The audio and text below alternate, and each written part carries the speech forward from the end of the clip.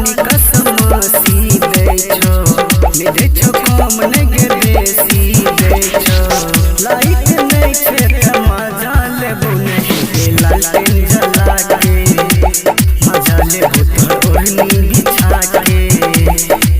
light नहीं छे त मजा लेबो नहीं लालटेन जला के मजा लेबो तो ओढ़नी बिछा के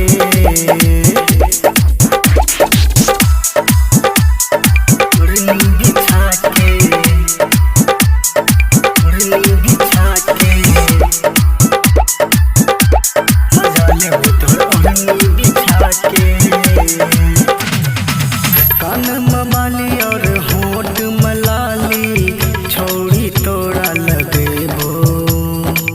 पूछ लिए है पापा से आपन घर से तोरा भगेबो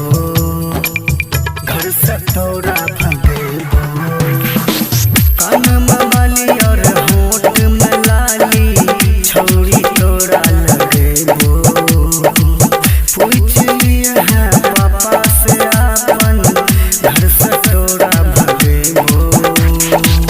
लाइट नहीं छे त मजा लेबो नहीं गे लालटेन जला के मजा लेबो तो ओढ़नी बिछा के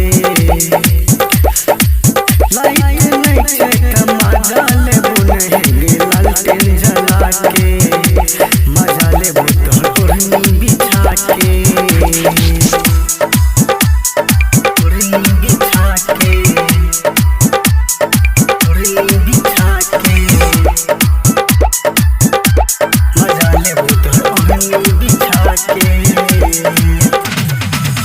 कनियो तू फील कर गई